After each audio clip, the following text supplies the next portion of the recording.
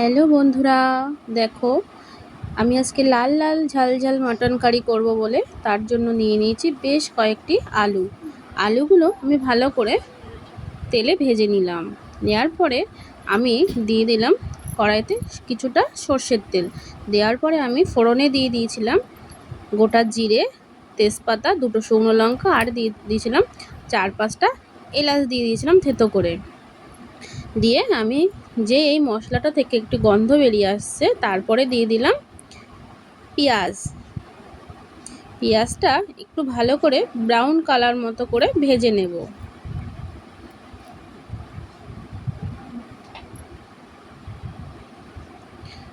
দেখো আমার আলুগুলো ভাজা হয়ে গেছে, এবারে আমি পেঁয়াজটা ভালো করে ভেজে নিচ্ছি।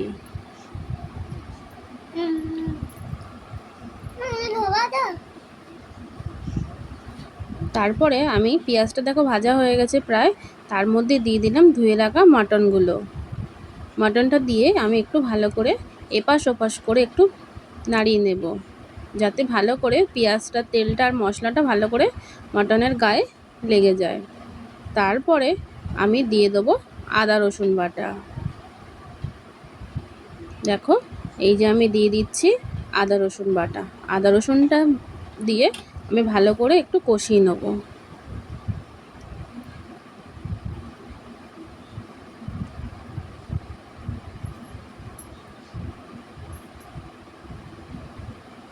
আর আমি এই মাটনটা প্রেসারে দেবো, আজকে আমি আর কড়াইতে করব না।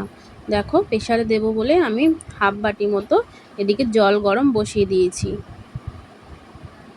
মাংসটা ভালো করে কষিয়ে নেব, তারপরে জল দেব। দেখো আমার মাটনটা আদা রসুন দিয়ে ভালো করে কষিয়ে নিয়েছি। এরপরে আমি দিয়ে দিলাম একটা মিডিয়াম সাইজের টমেটো কুচি। তার মধ্যে দিয়ে দিলাম ঘরে রাখা কিছু মশলা, তাতে ছিল লবণ, হলুদ, জিরের গুঁড়ো, ধনের গুঁড়ো, গোলমরিচ গুঁড়ো আর ছিল লাল লঙ্কার গুঁড়ো আর একটু কাশ্মীরি লঙ্কার গুঁড়ো।